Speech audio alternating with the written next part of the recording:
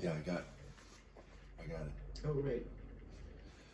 So I want to read to you, Mom. This is because this is amazing. This is Puccini Okay. in a personal interview with Arthur Abell, Oh, right. and he asked Puccini, "What is your secret? How do you write Yeah. La Boheme? How did you write Right. Nessun Dorma? How did you write Madame Butterfly?" Right. And he actually explains it here. And so I'm going to read to you. It's just a couple paragraphs. Puccini tells how he appropriated divinity.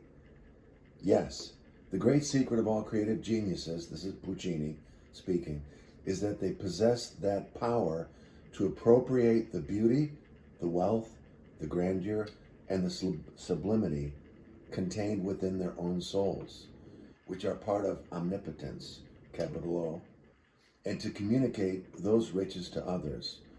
The conscious, purposeful appropriation of one's own soul forces is the supreme secret. Oh, my word. And then he says,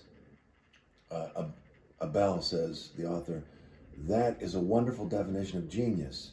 Can you give some details?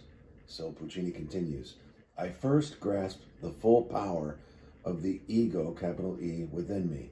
Then I feel the burning desire and the intense resolve to create something worthwhile.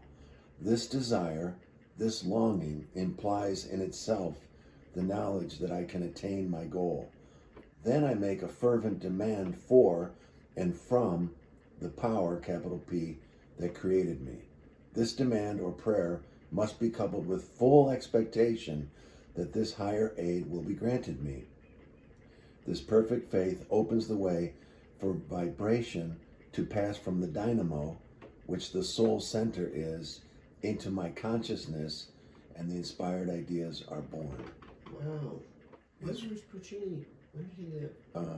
Early 20th century, I believe. He's like a late romantic composer. Oh, okay. And then this is interesting too.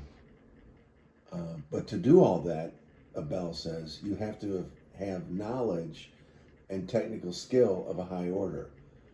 And Puccini continues, of course, that is self-understood. God does not do for man what he can do for himself. We mortals here on this earth are partners of the Creator, capital C, but few there be who realize it. For instance, God makes the tree grow, but man, if he wants to build a house, must cut it down and saw it up into boards. Right. It is the same with a composer. He must acquire by laborious study and application the technical mastery of his craft. But he will never write anything of lasting value unless he has divine aid, capital D, divine aid also. There is a vast amount of good music paper wasted by composers who don't know this great truth. We are dealing in this domain with higher spiritual laws. Do these laws hold good in every line of human aspirations? And do all creative genius apply them? Most assuredly, says the composer, Puccini. Most assuredly, Dante, Raphael, Stradivarius, all drew on the same omnipotent power. The inspiration from above stimulates the intellect and the emotions. An inspired person sees things in a totally different light from one who is not inspired. Inspiration is an awakening, a quickening of all man's faculties, and it is manifested in all high artistic achievements. It is an overwhelming, a compelling force. In short, it is a divine influence. Oh, my word.